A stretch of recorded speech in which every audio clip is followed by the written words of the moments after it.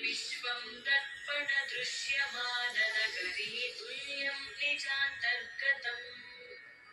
पश्यन्नात्मनि मायया बहिरिवोद्भूतं यथा निद्रया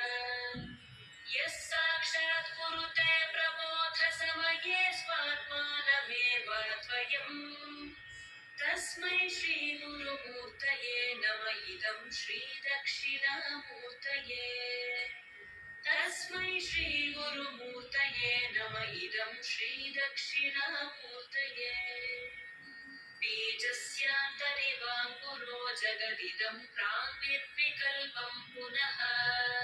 मायाकल्पितदेशकालकलना वैचित्र्यचित्रित मायावीमपि जृम्भयत्यपि महायोगी वयस्वेच्छया तस्मै श्रीगुरुमूर्तये नम इदं श्रीदक्षिणामूर्तये।